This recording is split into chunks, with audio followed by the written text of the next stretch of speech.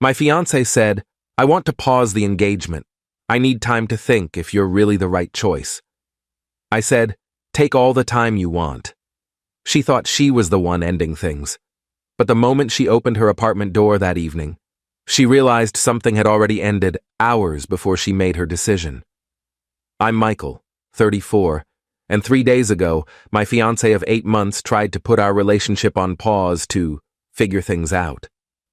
What she didn't know was that I'd already figured things out that morning when I discovered text messages that revealed exactly what she'd been doing while claiming to need space.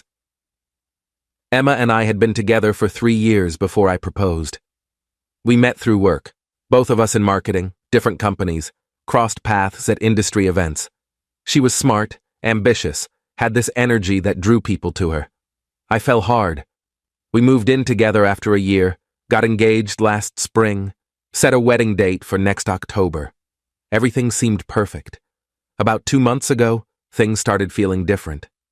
Emma became distant, distracted. She'd be on her phone constantly, angling it away when I'd walk by. She started working late more often, going to more networking events that somehow always ran until midnight.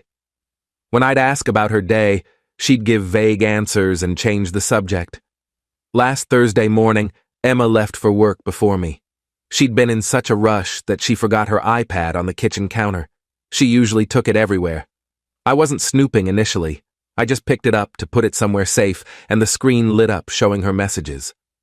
Her iMessage was synced across devices, and there was a conversation with someone named Alex K at the top. The preview showed, "Last night was exactly what I needed. Thank you for understanding me in ways he never could." My stomach dropped. I opened the thread, scrolled up, read everything, 3 months of messages. Emma and Alex, someone she'd met at a conference, had been talking constantly, flirting at first, then emotional confiding, then explicit discussion of feelings. "I think I'm falling for you. You make me question everything about my relationship. When I'm with you, I feel alive in a way I haven't felt in years." They'd met up. Multiple times. Coffee turned into dinner, turned into late-night drinks. She told me those nights were work events or girls' nights with her friend Sophie. The most recent messages were from the night before. Wednesday. Emma had told me she was having dinner with Sophie. Instead, she'd been with Alex. The messages after showed them saying goodnight around 11 p.m., discussing when they could see each other next. Emma saying she needed to figure out her situation with Michael. I sat at the kitchen table for probably 20 minutes, just staring at her iPad. Then I took photos of everything with my phone, every message, every lie. Every time she'd chosen him while pretending to choose me. I didn't confront her that morning. She came back around 8:30 a.m. She'd left something in her car and found me at the table drinking coffee. "You okay?" she asked. "You look upset." "I'm fine," I said. "Just tired." She grabbed what she needed and left again. Kissed me on the cheek like nothing was wrong. I called my brother James. Told him everything. He said, "You need to end this. Today. Don't give her the chance to spin this." But I had a different idea. I spent Thursday preparing. Called the wedding venue and caterer. Both were flexible about postponements, would refund most deposits if we canceled within 6 months of the date. Called my parents and Emma's parents. Asked if they could talk that evening. Didn't explain why. Packed a bag with my essential stuff and took it to James's place. Removed my name from our shared streaming accounts and utilities where possible. Updated passwords on everything we'd shared access to. By Thursday evening, I was ready. Emma came home around 6 p.m. I was on the couch reading. She seemed nervous. "Hey, can we talk?" she said. "Sure. What's up?" She sat across from me, not next to me. "I've been doing a lot of thinking lately, about us, about the wedding, about everything." "Okay. I love you, Michael. I do, but I've been feeling really uncertain, like maybe we rushed into the engagement, like maybe I need to be sure you're really the right choice." "What are you saying?" "I want to pause the engagement, not break up, just Take a step back. Give me some time to think clearly without the pressure of wedding planning. I looked at her carefully. She seemed nervous, but also a little relieved, like she'd been carrying this for a while. How much time do you need? I don't know.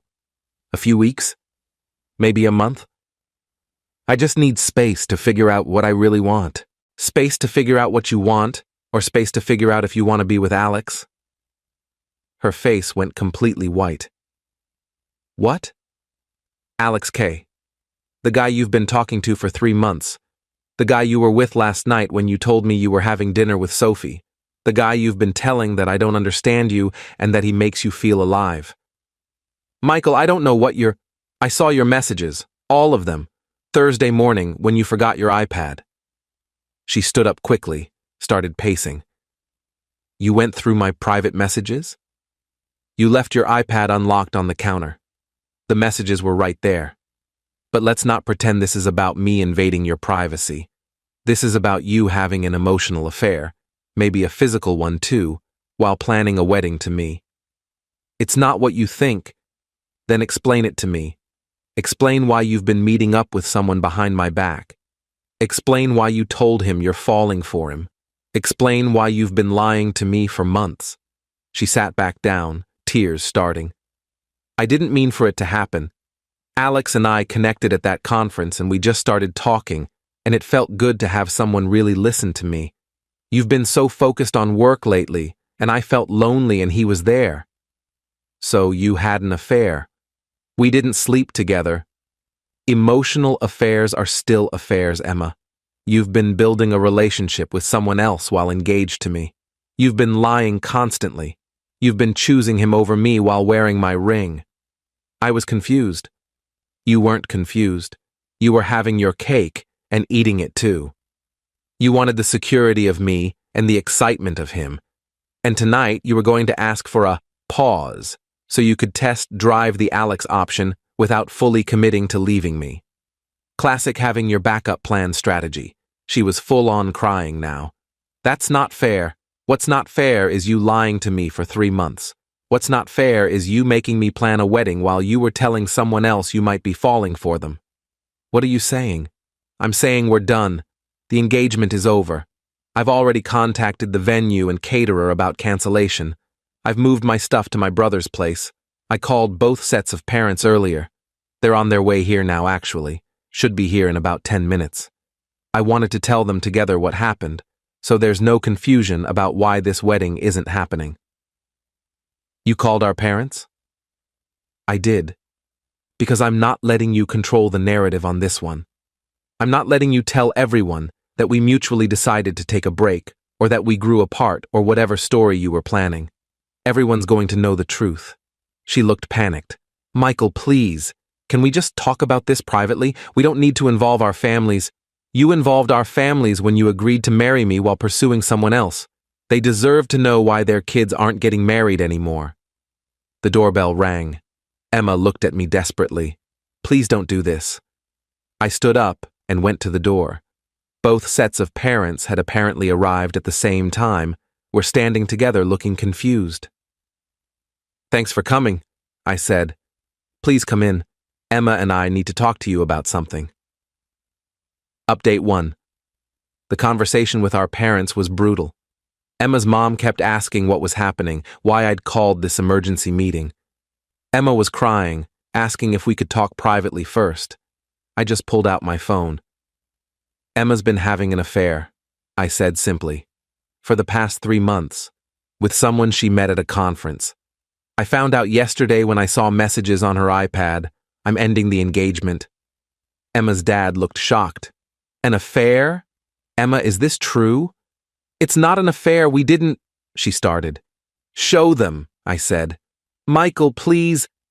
I held up my phone showing screenshots of the messages, passed it to my mom who read some, then passed it to Emma's parents. Watching their faces change as they read was painful but necessary. You told this man you were falling for him, Emma's mom said quietly, while engaged to Michael.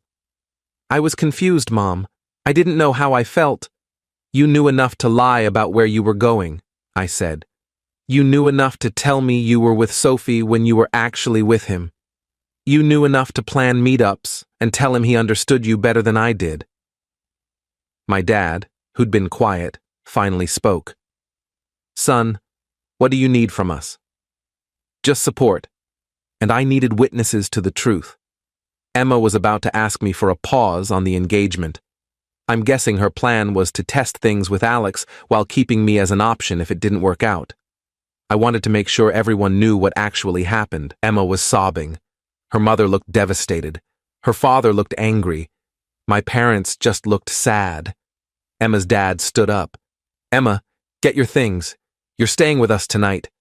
Dad, now you've made your choices. Now you deal with consequences. After they left, Emma crying, her mother looking back at me with apologetic eyes, her father rigid with anger. My parents stayed for a while. My mom hugged me. My dad asked if I needed anything. I told them I just needed time. I stayed in the apartment that night. It was technically both of ours, both names on the lease, but Emma had gone with her parents. I sat on the couch until about 2 a.m. thinking about the past 3 years. How much of it had been real? Had she always been capable of this, or had something changed? Around 3 a.m., my phone buzzed. Emma. I'm so sorry. I know I hurt you. Can we please talk tomorrow? I didn't respond. Update 2. Friday morning, I woke up to 17 missed calls from Emma and a voicemail. I listened to it. She was crying, saying she'd made a terrible mistake, that she wanted to work things out, that Alex meant nothing compared to what we had. I deleted it. I took the day off work, spent most of it handling logistics, talking to the venue, officially canceling vendors, figuring out the apartment situation. Emma and I had 6 months left on our lease. I told the landlord what happened. He was surprisingly understanding, said he'd work with us on breaking the lease early. Emma's friend Sophie called me around noon. Michael, I need to tell you something. I didn't know Emma was seeing someone else. She told me she was going through stuff with you guys and needed space sometimes, but I had no idea she was meeting up with another guy. I would have told you if I'd known. I believe you, I said. Thanks for telling me. For what it's worth, you deserve way better than what she did to you. Emma showed up at the apartment around 3 p.m. I'd expected this. I stayed calm, opened the door, let her in. Thank you for seeing me, she said. I'm not seeing you. I'm letting you get your stuff. Can we just talk for 5 minutes, please? I looked at my watch. You have 5 minutes. I know I messed up. I know I hurt you. But Michael, what we have is real. What I feel for you is real. Alex was just... He was a distraction when I was feeling disconnected from us. It didn't mean anything. It meant enough for you to lie to me for 3 months. I was confused. Stop saying you were confused. You made choices. Every time you texted him, that was a choice. Every time you met up with him, that was a choice. Every time you lied to me about where you were, that was a choice. You weren't confused. You wanted both of us and thought you could have it. I'm choosing you now. You don't get to choose me after I caught you. That's not how this works. You had 3 months to choose me. You chose him over and over again. The only reason you want me now is because I found out and you're facing consequences. That's not true. Your 5 minutes are up. Get your stuff and go. She tried to argue for another 10 minutes. I just started packing her things for her. Eventually, she realized I was serious and started helping. We packed in silence. When she had 3 bags ready, she looked at me one more time. I really do love you, she said. If that's what your love looks like, I don't want it. She left. I changed the locks that evening. Update 3. Over the next week, I heard through mutual friends about Emma's version of events. She was apparently telling people that we'd been growing apart and that our breakup was mutual and complicated. When people asked about the wedding being canceled, she'd say, "We realized we weren't ready." I didn't correct anyone publicly. But when friends asked me directly what happened, I told them the truth. Word spread pretty quickly after that. Emma tried to reach out a few more times over the next 2 weeks. Texts that I didn't respond to. One handwritten letter delivered to James's place that I threw away without reading. One attempt to show up at my office that my assistant deflected. James told me I should block her number entirely. You're leaving the door open by keeping communication possible. He was right. I blocked her number, her email, her social media. Complete cutoff. About 3 weeks after everything exploded, I got a message from Alex. He'd somehow found me on LinkedIn. I wanted to apologize. Emma told me she was single. I had no idea she was engaged. I wouldn't have pursued anything if I'd known. I'm sorry for my part in hurting you. I appreciated the message, but I also knew Emma well enough to doubt his story. I responded, She told you she was single? You never saw the engagement ring she wore every day? Never wondered why all your meetups were secretive and she couldn't post photos of you anywhere? He didn't respond.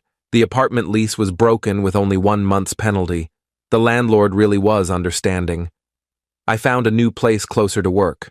Smaller but cheaper, and it didn't have memories of Emma in every room. My mom asked me if I was doing okay emotionally. Honestly, I was. Angry, yes. Hurt, yes. But also relieved. If I hadn't found those messages, I might have married her. Might have spent years with someone capable of lying to my face every single day. Final update. It's been 3 months since Emma asked to pause the engagement. 3 months since I ended it instead. I'm doing well. Better than I expected, actually. I heard through the grapevine that Emma and Alex didn't work out. Apparently, once the affair was exposed and she was actually available, the excitement faded, and they realized they didn't have much in common beyond sneaking around. They lasted maybe 6 weeks before he ended it. Emma tried to reach out one more time about a month ago. She created a new email address to get around my blocks. Long message about how she'd been in therapy, realized she'd sabotaged our relationship because of commitment fears, wanted a chance to explain everything in person. I didn't respond. My brother asked me if I ever felt tempted to hear her out. The honest answer is no. What would be the point? She made her choices. She lied for months. She only wanted to fix things after getting caught and losing both me and Alex. That's not someone who actually wants me. That's someone who doesn't want to be alone. I've started dating again. Nothing serious yet, but I'm open to it. I'm more careful now about red flags, distance, secretiveness, sudden changes in behavior. But I'm not cynical. What Emma did was about her character, not about relationships in general. The wedding venue ended up refunding most of our deposit since we canceled so far in advance. The caterer kept their deposit, but I didn't fight it. Small price to pay for avoiding a marriage that would have ended in divorce anyway. I ran into Emma's mom at a coffee shop 2 weeks ago. She looked embarrassed, but came over to talk. Said she was sorry about everything, that Emma was struggling, but it was her own fault. That I'd always been good to their family, and she wished things had turned out differently. I told her I appreciated that, and that I hoped Emma found what she was looking for. I meant it. Not in a bitter way. I genuinely hope she figures out whatever issues led her to blow up a good relationship. Just not with me. People keep asking if I'm over it. I don't know if over it is the right phrase. I'm past it. I've moved on. The anger has faded into something more like indifference. Emma is someone I used to know, someone I used to love, someone who revealed herself to be different than I thought. That's all. I learned that when someone asks for space to figure things out, they've usually already figured things out and are just trying to engineer a soft landing. I learned that having evidence before a confrontation is crucial. Emma couldn't gaslight me or rewrite history because I had screenshots. I learned that involving families early, while painful, prevented months of manipulation and false narratives. Most importantly, I learned that I'd rather be alone than with someone who makes me an option instead of a priority.